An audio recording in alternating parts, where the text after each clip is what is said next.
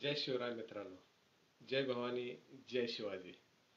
मित्रांनो, आज महाराष्ट्र सहकारी संस्था अधिनियम 1960 आणि नियम 1961च्या माहितीबाबतच्या या माझ्या फेसबुकवरील 21व्या लाईव्ह सेशनमध्ये मी माझ्या सर्व बंधू भगिनी आणि मातांचं मनापासून स्वागत करतो. मित्रांनो, कालपासून आपल्या गणेश उत्सवाची सुरुवात झालेली आहे. मी या सेशनपूर्वीच या बुद्धीच्या देवतेला तसंच या विघ्नहर्त्याला अत्यंत नम्रपणे प्रार्थना करतो की या आपल्या विश्वावरती जे करोना रूपी महामारीचं संकट आलेलं आहे त्यातून समस्त मानवजातीची लवकरात लवकर मुक्तता करावी आणि सगळ्यांना चांगलं आरोग्य, सगळ्यांच्या आयुष्यामध्ये चांगली समृद्धी, सगळ्यांच्या आयुष्यामध्ये या गणपती देवतेनं आनंदाची भरभराट करावी ही माझी या आपल्या सर्व विश्वातील संपूर्ण मानवजातीसाठीची प्रार्थना आहे. मित्रांनो, आज मी या लाईव्ह सेशनच्या माध्यमातून महाराष्ट्र सहकारी संस्था अधिनियम 1960 मधील कलम चॅप्टर जो आहे, मागच्या वेळेला आपला 5वा चॅप्टर आपण संपवलेला होता. आज मी 6व्या चॅप्टरला सुरुवात करतो या लाईव्ह सेशनच्या माध्यमातून. तर हा 6वा चॅप्टर आहे property and funds of the society, म्हणजे संस्थांची मालमत्ता व निधी. यामध्ये साधारण कलम 64 ते कलम 71 पर्यंत चे समावेश या कायद्यामध्ये केलेला आहे. त्यामध्ये कलम 64 मित्रांनो आहे funds not to be divided. कलम 65 आहे ascertainment and appropriation of profits. त्यानंतर कलम 66 आहे मित्रांनो रिझर्व्ह फंड्स. कलम 67 आहे रिस्ट्रिक्शन्स ऑन डिव्हिडंड्स. त्यानंतर कलम 68 आहे contribution to education fund of the state federal society. त्यानंतर कलम 69 आहे कॉन्ट्रीब्युशन टू पब्लिक पर्पजेस. त्यानंतर कलम 69A आहे constitution of cooperative state cadre and secretaries of certain societies and establishment of employment fund for each cadre. हा deleted आहे section, म्हणजे याचं आता अस्तित्व राहिलेलं नाही. त्यानंतर 59B आहे तो contribution of district level and state level committees. त्यानंतर कलम 70 आहे इन्व्हेस्टमेंट ऑफ द फंड्स. कलम 71 आहे एम्प्लॉईज प्रॉव्हिडंट फंड आणि कलम 71A आहे funds not to be utilized for certain proceedings filed or taken or against officers in personal capacities. तर मित्रांनो, साधारण या कलम 64 ते कलम 71A पर्यंतच्या या सहकार कायद्यातील कलमांची आज रोजी मी माहिती देण्याचा या ठिकाणी प्रयत्न करणार आहे.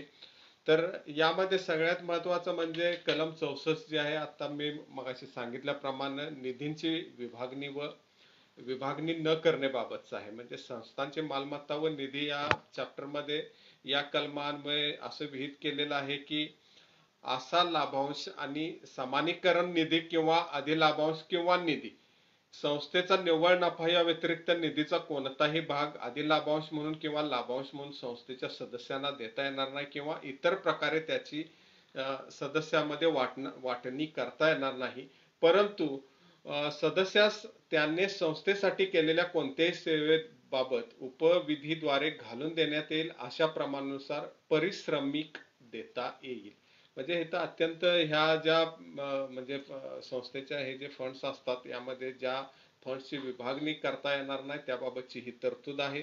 त्याप्रमाणे एखाद्या सदस्यास जर त्यानं काही संस्थेला तो सेवा देत असेल तर त्या सेवेच्या बाबतीत तिथं अगदी स्पेसिफिक परिश्रमिक हा शब्द वापरलेला आहे. त्याप्रमाणे त्याला तेवढाच त्याच्या कामाच्या स्वरूपावरून किंवा प्रमाणानुसार त्याला परिश्रमिक देता येईल इतकीच यामध्ये तरतूद आहे.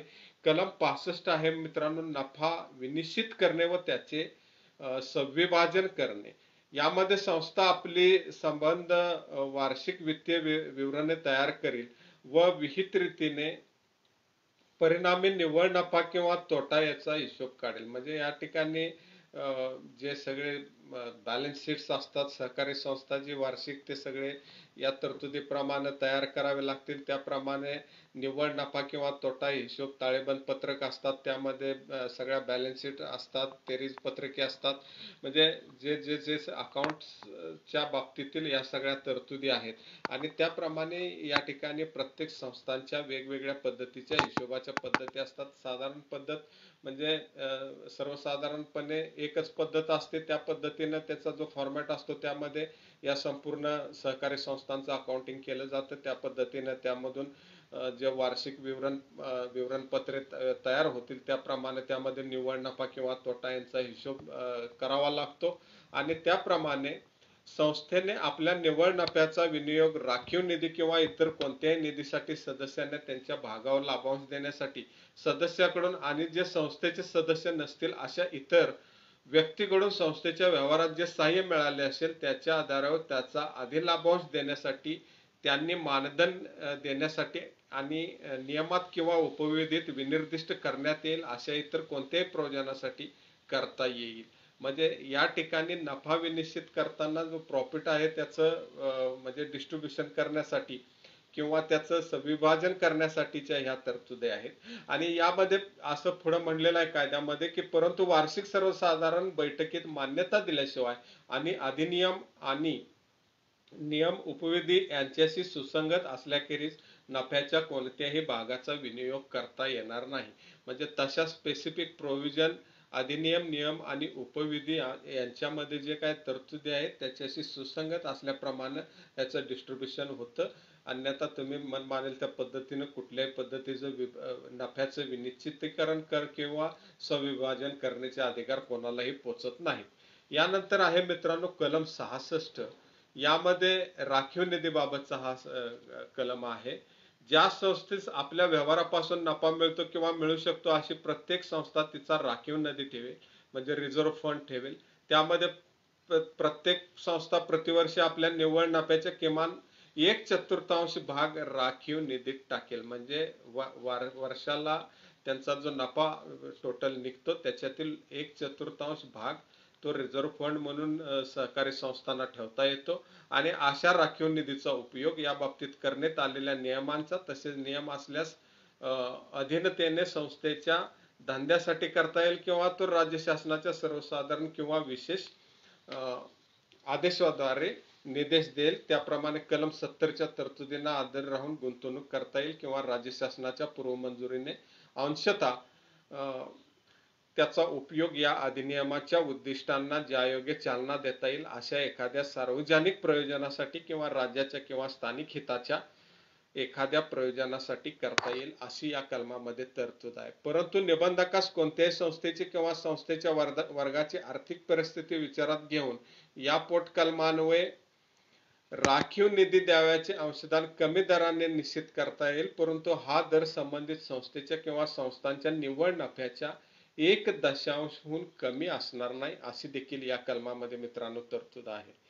तर या ह्याच्याप्रमाणे आता कलम आपण 66 प्रमाणे हा जो म्हणजे रिझर्व्ह फंड आहे त्याच्याबाबतची ही तरतूद आहे. आणि त्याचे म्हणजे मॅनेजमेंट त्या रिझर्व्ह फंडाची या कायद्यातील तरतुदीप्रमाणे कशी करता येईल याच्या तरतुदी आहेत. त्यासाठी या ठिकाणी अत्यंत महत्त्वाची या कायद्यामध्ये तरतूद आहे की राज्य शासनाला सर्वसाधारण किंवा विशेष आदेशाद्वारे या बाबतीत याचा जो रिझर्व्ह फंड आहे याचा या रिझर्व्ह फंडाचं म्हणजे जिथं वापरायचा असतो त्याबाबत म्हणजे आदेश करता येतात. त्याप्रमाणे कलम 70ची तरतूद आपल्याला या ठिकाणी विचारात घ्यावी लागते. आणि त्या कलम 70च्या तरतुदींना विचारात घेऊन किंवा त्यामध्ये अधीन राहून त्या पद्धतीने हा रिझर्व्ह फंड सहकारी संस्थांना गुंतवता येतो. आणि त्याच्यासाठी राज्य शासनाच्या पूर्व मंजुरीने अंशतः त्याचा उपयोग अधिनियमांच्या उद्दिष्टाने ज्यायोगे चालना देता येईल अशा सार्वजनिक प्रयोजनासाठी किंवा राज्याच्या किंवा स्थानिक हिताच्या अशा एखाद्या प्रयोजनासाठी करता येईल अशी या कलमामध्ये तरतूद आहे.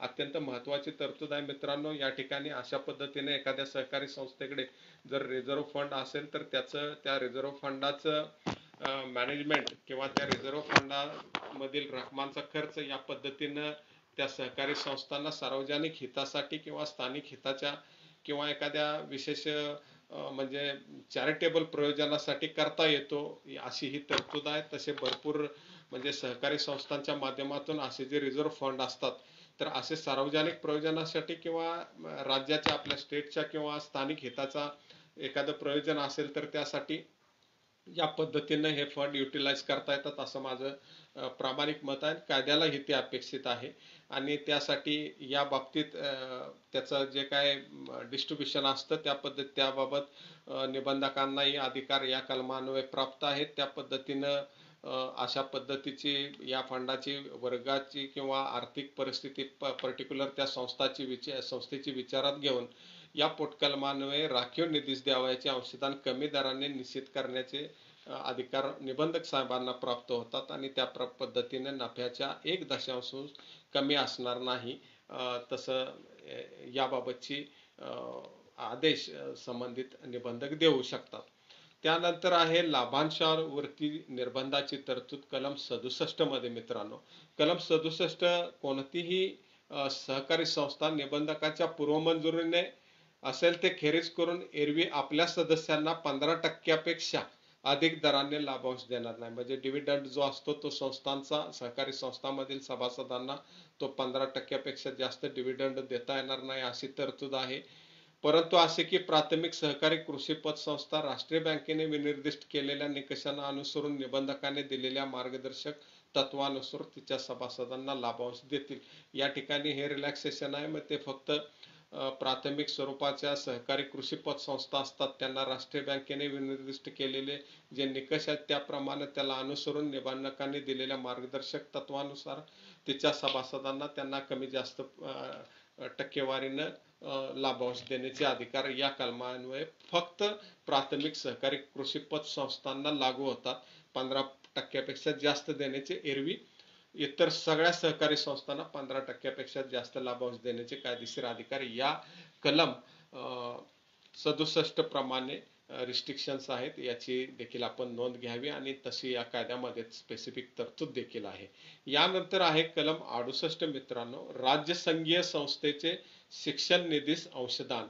म्हणजे यामध्ये सहकारी पतसंरक्षण संस्था नसणारी प्रत्येक संस्था राज्य शासन या बाबतीत अधिसूचित करेल अशा राज्यसंघीय संस्थेच्या शिक्षण निधीसाठी विहित करण्यात येईल अशा दराने दरवर्षी अंशदान देईल आणि निरनिराळ्या संस्थांकरता किंवा संस्थांच्या वर्गाकरता त्यांच्या आर्थिक स्थितीनुसार निरनिराळे दर विहित करता येतील. म्हणजे इथे एज्युकेशन फंड जो नावाचा प्रकार असतो तो वेगवेगळ्या संस्थांना वेगवेगळ्या पद्धतीनं राज्य शासन ठरवेल त्या पद्धतीनं ते कॉन्ट्रीब्युशन ते द्यावं लागतं आणि त्या पद्धतीने प्रत्येक संस्था सहकारी संस्थाच्या वर्षाच्या समाप्तीनंतर 3 महिन्याच्या आत उक्त निधीत आपले अंशदान देईल.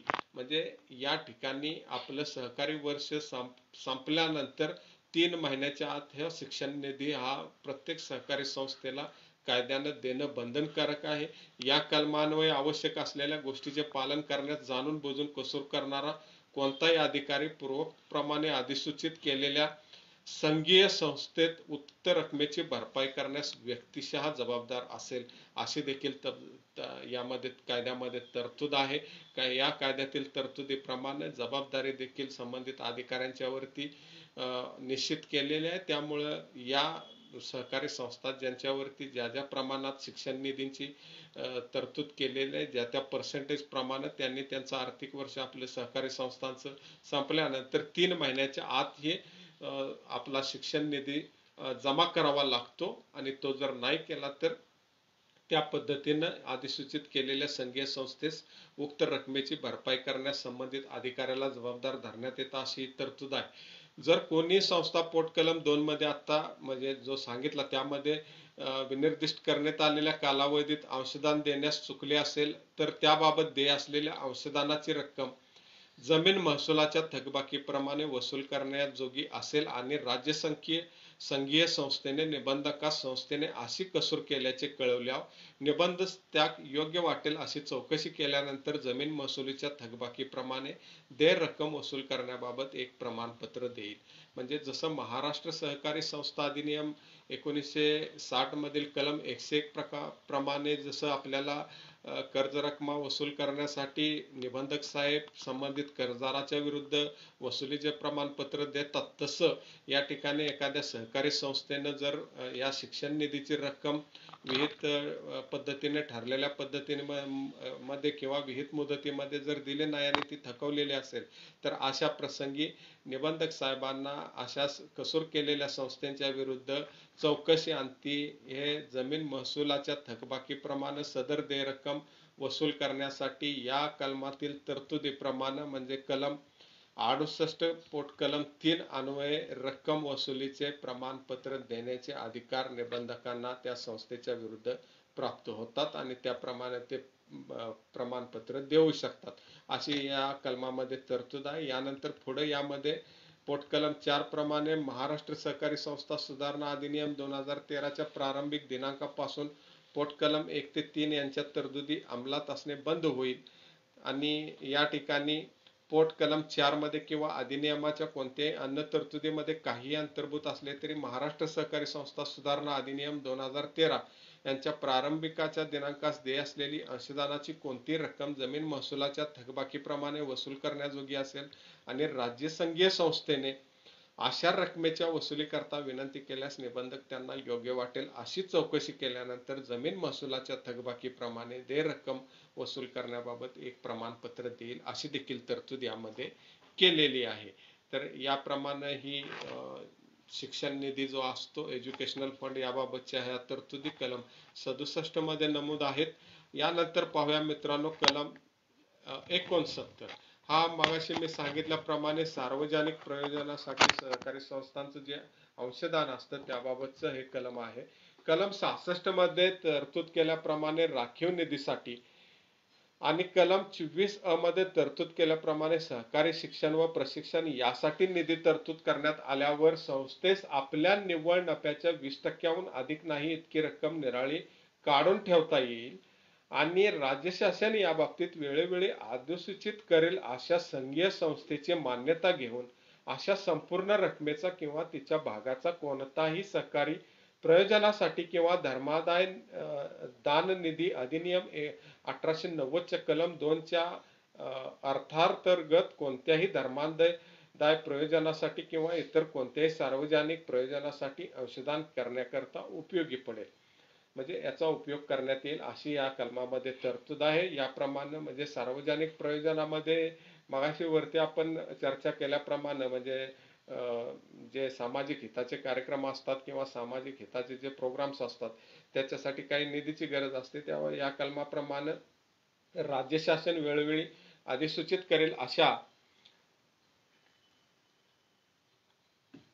म्हणजे फेडरल संस्थेची मान्यता घेऊन अशा संपूर्ण रकमेचा किंवा तिच्या भागाचा कोणताही सहकारी प्रयोजनासाठी किंवा धर्मादाय दान निधी अधिनियम 1890 च्या कलम 2 च्या तरतुदीप्रमाणे धर्मादाय प्रयोजनासाठी किंवा इतर कोणत्याही सार्वजनिक प्रयोजनासाठी अंशदान देण्याचा उपयोग करता येईल अशी यामध्ये तरतूद आहे. यानंतर याच्यामध्ये पोटकलम आहे त्याबाबत 69 प्रमाणे राज्य शासन जिल्हास्तरीय समित्या व राज्यस्तरीय समित्या घटित करण्याबाबतची ही तरतूद आहे. राज्य शासन राज्यातील गट सचिवांच्या समस्या सोडवण्यासाठी त्याला योग्य वाटतील अशा जिल्हास्तरीय समित्या व राज्यस्तरीय समित्या घटित करेल. हा आता सध्या डिलीट केलेला सेक्शन आहे.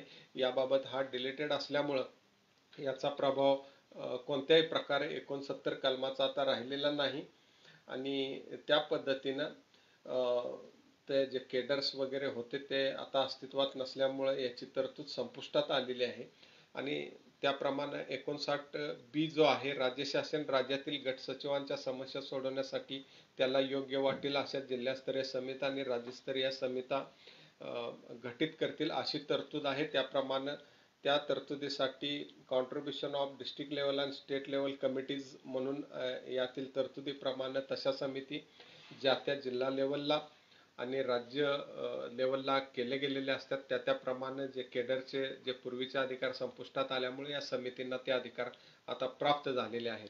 तर मित्रांनो आता यानंतर आहे कलम 70. या 70 कलम जे आहे ही निधीची गुंतवणूक या संदर्भातील आहे.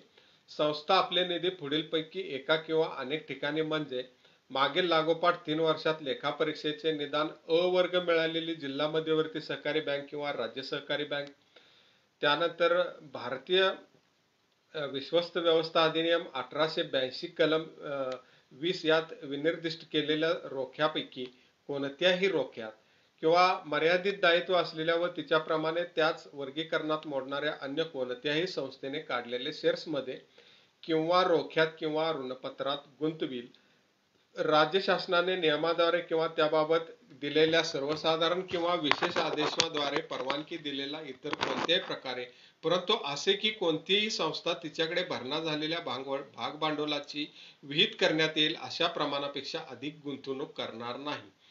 परंतु आणखी असे की सहकारी संरक्षण संस्था भारतीय रिझर्व्ह बँकेने वेळोवेळी विहित केलेल्या मार्गदर्शक तत्वांना अधीन राहून तिचा निधी गुंतवेल अशी ही तरतूद आहे. आणि याप्रमाणे या कलमातील कलम 70 मधील तरतुदीप्रमाणे निधींच्या गुंतवणुकीबाबत अत्यंत स्पष्ट तरतुदी आहेत. ह्या जनरली मॅनेजमेंटचा भाग असतो. जेव्हा एखाद्या मॅनेजमेंटमध्ये आपण काम करत असता त्यामध्ये संस्थेचे जे निधी असतात त्याबाबतचं जे डिस्ट्रीब्युशन होतं त्यासाठी या कलमांच्या तरतुदी अत्यंत महत्त्वाच्या आहेत. आणि हा महाराष्ट्र सहकारी संस्था अधिनियम 1960 मधील जो चॅप्टर 6 आहे, properties and funds of the societies, हा त्यामुळे अत्यंत महत्त्वाचा आहे. कारण जिथं आर्थिक व्यवहार होतात, ज्या ठिकाणी रकमांची मोठ्या प्रमाणात उलाढाल होत असते, खाती वेगवेगळ्या पद्धतीची मेंटेन केली गेलेली असतात, त्या ठिकाणी या सर्व बाबींच्या नंतर म्हणजे हे सगळं अकाउंटेबल असतं, याची सर्व तपासणी होत असते. त्या पद्धतीने या गोष्टी जर विहित पद्धतीने केल्या गेलेल्या नसतील तर सहकारी संस्थांच्या वरती निष्कारणच्या मग तुम्हाला याचे कॉन्सिक्वेन्सेस देखील पुढे म्हणजे कायद्यातील तरतुदी प्रमाणे जर व्यवस्थापन योग्य प्रकारे काम करत नसतील अशा पद्धतीचे ठपके येऊ शकतात. त्यामुळं पुढे आपल्याला या पुढच्या कदाचित लाईव्ह सेशन मध्ये मी या पद्धतीने माहिती सांगण्याचा प्रयत्न करेन की या बाबींची पूर्तता झाली नाही तर व्यवस्थापनावरती या कायद्यातील तरतुदीप्रमाणे व्यवस्थापन निष्प्रभ करण्याचा किंवा ते व्यवस्थापन मंडळाला त्यांच्या पदावरून घालवून टाकण्याचे अधिकार कायद्याने निबंधकांना दिलेले असल्यामुळे याबाबत काही तक्रारी झालीस किंवा काही ऑब्जेक्शन तुमच्या व्यवहारामधून जेव्हा जे तुमचं ऑडिट्स वगैरे होतात त्यामध्ये जर तुमच्यावरती विशेष प्रकारचे ठपके बसले, या पद्धतीने जर संस्थांचं कामकाज नसेल तर अशा प्रसंगी या पद्धतीच्या आलेल्या हरकतीमुळे किंवा त्यामध्ये नमूद झालेल्या दोषामुळे किंवा त्यामधील जे दोष रिफ्लेक्ट होतील त्या कारणामुळे संचालक मंडळ बरखास्त होऊ शकतं. ही सगळ्यात मोठी गोष्ट आहे. तर त्यासाठी या संपूर्ण चॅप्टर 6 हा अत्यंत महत्त्वाचा असल्यामुळे यातील निधींच्या बाबतची जी तरतूद आहे ही अत्यंत सिरियसली घेणं आवश्यक आहे. त्यासाठी सहकारी संस्थांचं जे व्यवस्थापनामध्ये कार्यरत असणाऱ्या माझ्या मित्रांना विनंती आहे की त्या पद्धतीने या चॅप्टर 6 मध्ये ज्या ज्या गोष्टींचा अंतर्भूत केलेला आहे निधींच्या बाबतीत त्याबाबत अत्यंत गांभीर्याने संस्थांचं कामकाज चालवणं गरजेचं आहे आणि त्याप्रमाणे चालवलं जाणं अत्यंत आवश्यक आहे. यानंतर मित्रांनो कलम 71 कर्मचारी भविष्य निर्वाह निधी याबाबतची ही तरतूद आहे. कोणत्याही संस्थेस आपल्या कर्मचाऱ्यांच्यासाठी एक भविष्य निर्वाह निधी स्थापन करता येईल आणि त्यात संस्थेने आणि तिच्या कर्मचाऱ्यांनी दिलेली अंशदाने जमा करण्यात येतील. अशा भविष्य निर्वाह निधीचा संस्थेच्या धंद्यामध्ये उपयोग करता येणार नाही किंवा तो संस्थेच्या मतांचा भाग होणार नाही, परंतु तो पूर्ववर्ती कलमाच्या तरतुदी अन्वये गुंतवण्यात येईल आणि विहित पद्धतीने त्याचे प्रशासन केले जाईल. म्हणजे या ठिकाणी संस्थेचं कॉन्ट्रीब्युशन प्लस कर्मचाऱ्यांच्या कॉन्ट्रीब्युशन भविष्य निर्वाह निधीची स्थापना करता येईल कलम 71 प्रमाणे, परंतु त्याच्या या निधीचा कुठल्याही पद्धतीने संस्थेच्या म्हणजे जो काय बिझनेस असेल त्याच्यासाठी उपयोग करता येणार नाही किंवा तो संस्थेचा मालमत्तेचा भाग होणार नाही अशी या कायद्यामध्ये मित्रांनो तरतूद आहे. आणि तो याबाबत ह्याच्या गुंतवणुकीसाठी याबाबत ह्यामध्ये त्याचं विहित पद्धतीने कसं प्रशासन केलं जाईल याबाबतच्या तरतुदी आहेत.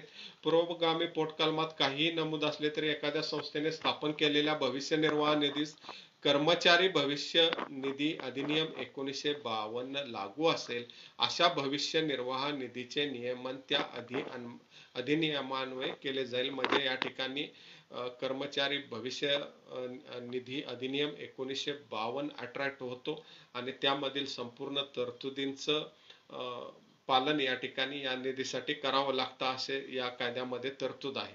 आता सगळ्यात महत्वाचं या महाराष्ट्र सहकारी संस्था अधिनियम 1960 चे कलम चॅप्टर 6 मधील कलम 71 अत्यंत महत्वाचा आहे. पदाधिकाऱ्याने किंवा पदाधिकाऱ्याच्या विरुद्ध वैयक्तिक नात्याने दाखल केलेल्या किंवा करण्यात आलेल्या विवेक्षित कार्यवाहीसाठी निधीचा वापर न करणं.